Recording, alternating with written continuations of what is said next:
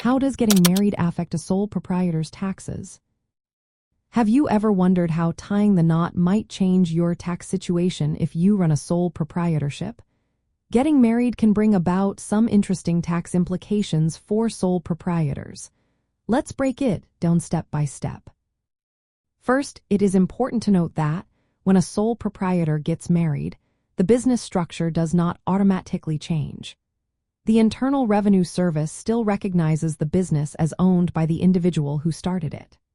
This means that even if your spouse works in the business, you will continue to report your business income and expenses on Schedule C of Form 1040 under your name. Now, let's talk about filing taxes.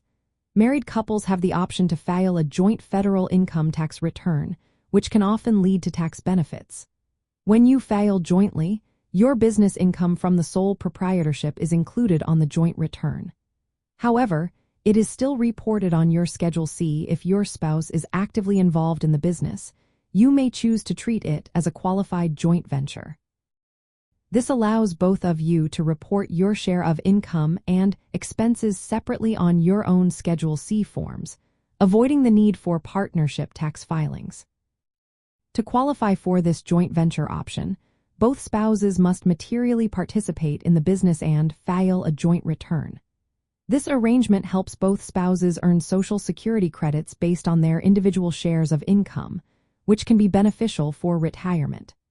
Generally, this does not increase your total tax liability, but self-employment taxes will be calculated separately for each spouse. Speaking of self-employment taxes, as a sole proprietor, you pay these taxes on your net business income using Schedule Southeast.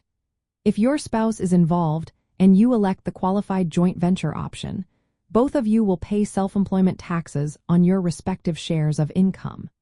This can increase Social Security credits for both of you, but it is wise to plan carefully to avoid exceeding Social Security tax limits.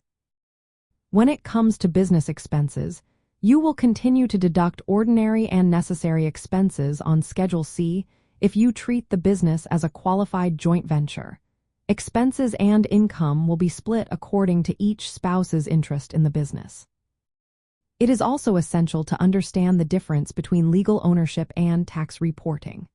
While state laws may consider the business jointly owned, for federal tax purposes, the Internal Revenue Service treats the sole proprietorship as owned by one individual unless the qualified joint venture election is made. Clear documentation on tax forms and business registrations is key to avoid confusion. Finally, when deciding whether to file jointly or separately, consider your overall tax situation. Filing jointly typically offers better tax benefits for married couples with a sole proprietorship. Evaluating your spouse's employment, income, and deductions can help you make the best choice. In summary, getting married does not change a sole proprietorship into a partnership, but it opens up options like filing jointly and electing qualified joint venture status if both spouses are involved. These decisions can impact how income, expenses, and self-employment taxes are reported, influencing Social Security benefits and overall tax liability.